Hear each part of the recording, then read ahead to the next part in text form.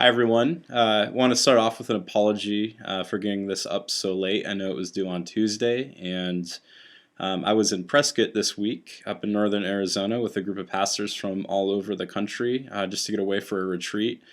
It's very life-giving and refreshing, and they're a good group of friends, so I will talk about them in a little bit. But after digesting this article, Fitzgerald's article, I wanted to I categorize really. I have four categories of friends, and I think they fit into both John and Paul's definition. The first is my wife. She's my best friend, and without a doubt, I can say, as John defines friendship, I would lay down my life for her. Relationship completely based on love, and I know that she would do the same for me. And I missed her this week. Been away 3 nights, and it was just great to see her as I got back in town Thursday night. And so yeah, she's by far my closest and dearest friend. And after that, in the second category, I've got five buddies, 5 men in my life who I've been friends with for a long time. And these guys have complete. I have complete trust in them. We have very open and honest conversations. We carry each other's burdens. We call each other out. They have the freedom to call me out when they see that I'm in the wrong. And one of them is from childhood that I've been friends with. He's been like a lifelong friend. Two of them are from high school that I'm still friends with. One's from college and one's from just adulthood. Those five guys, I would say, like what John's saying, I think I would lay down my life for them, and I think they would do the same for me, and I would feel confident in doing that. Love those guys that much.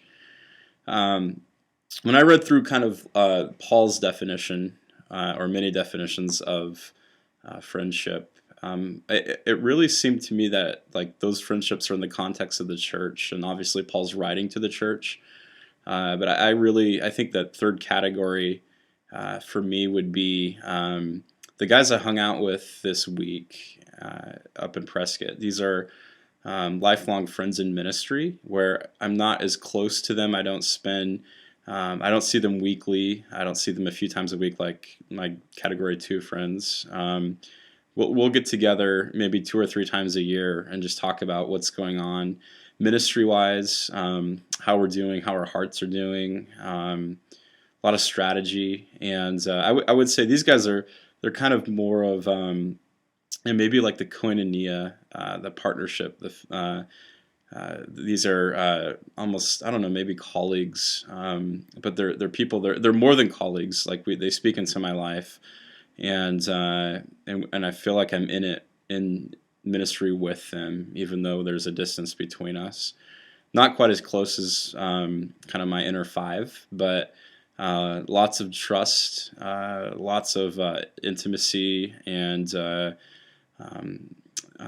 those relationships we strive to keep really healthy. And so one of them, when we were in Dallas, we were great friends with, and as I shared a little bit about my story in Dallas when things kind of fell apart. We moved back over the last few years.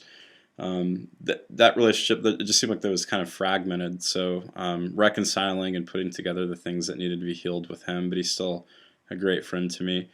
And then the fourth category would probably just be the people that I do life with that are in our church. I think that reminded me a lot of what Paul was saying, just the fellowship, the participation, trust, all of that is found with this group of people, and they are my church, they're my family, and love them.